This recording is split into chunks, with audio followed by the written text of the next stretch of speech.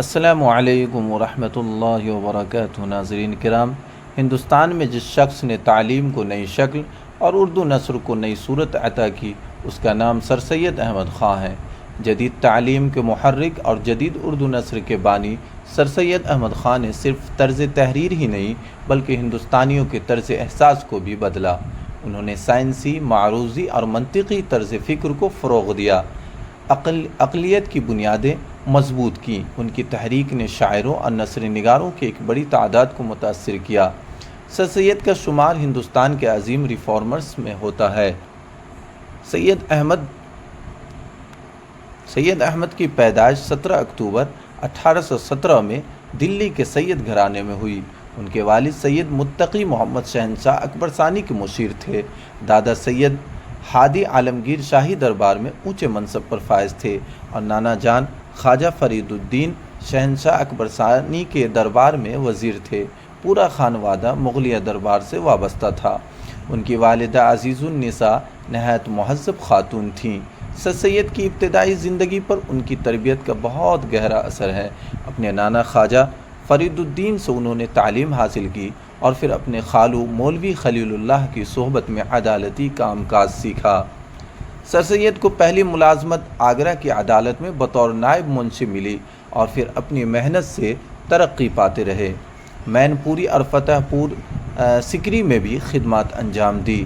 دلی میں صدر امین ہوئے، اس کے بعد بجنور میں اسی عہدے پر فائز رہے۔ مراد آباد میں صدر الصدور کی حیثیت سے تعیناتی ہوئی۔ یہاں سے غازی پور اور پھر بنارس میں مامور رہے۔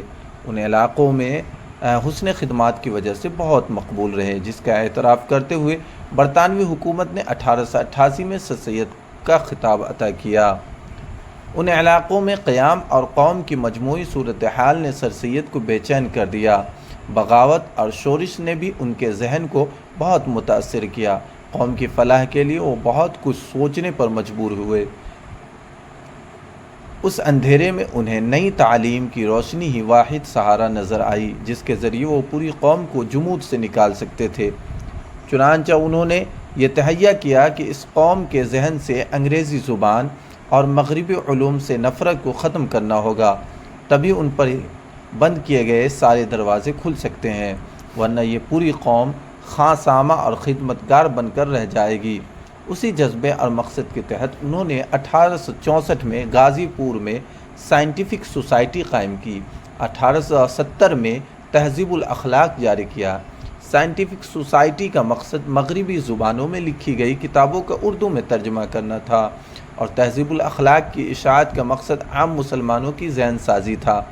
1875 میں علی گڑھ میں مدرسۃ العلوم، پھر محمدن اورینٹل کالج کے قیام کے پیچھے بھی یہی جذبہ اور مقصد کار فرما تھا۔ سر سید کو اپنے اس مقصد میں کامیابی ملی اور آج علی گڑھ مسلم یونیورسٹی کی شکل میں سر سید کے خوابوں کا پرچم پوری دنیا میں لہرا رہا ہے۔ سر سید نے علی گڑھ تحریک کو جو شکل عطا کی تھی، اس نے ہندوستانی قوم اور معاشرہ کو بہت سی سطحوں پر متاثر کیا۔ اس تحریک نے اردو زبان و ادب کو نہ صرف نئی وسعتوں سے ہمکنار کیا بلکہ اسالیب بیان اور موضوعات کو تبدیل کرنے میں بھی اس کا اہم کردار رہا ہے۔ اردو نثر کو سادگی، سلاست سے آشنا کیا، ادب کو مقصدی حیثیت عطا کی، ادب کو زندگی اور اس کے مسائل سے جوڑا، اردو نظم میں فطرت نگاری کو رائج کیا۔ سر سید نے اپنی نثر میں سادگی اور معروضیت کو قائم کیا، اور سر سید کے رفقا نے بھی اس طرز کو اختیار کیا۔ خواجہ الطاف حسین حالی، علامہ شبلی، مولوی نذیر احمد، مولوی ذکاء اللہ، سبھی نے تحریک علی گڑھ سے روشنی حاصل کی اور اردو زبان و ادب کو فکر و نظر کے نئے زاویے دیے۔ سر سید نے بھی اپنی تصانیف میں اس کا التزام رکھا۔ ان کی تصانیف میں آثار الصنادید، اسباب بغاوت ہند، خطبات احمدیہ، تفسیر القرآن، تاریخ سرکشی بجنور بہت اہم ہیں۔ آثار الصنادید دلی کی قدیم تاریخی عمارتوں کے حوالے سے ایک قیمتی دستاویز ہے، تو اسباب بغاوت ہند میں غدر کے احوال درج ہیں۔ اس کتاب کے ذریعے انہوں نے انگریزوں کی بدگمانی دور کرنے کی کوشش کی ہے۔ خطبات احمدیہ میں اس عیسائی مصنف کا جواب ہے جس نے اسلام کی شبیہ مسخ کرنے کی کوشش کی تھی۔ تفسیر القرآن سر سید کے متنازع کتاب ہے، جس میں انہوں نے قرآن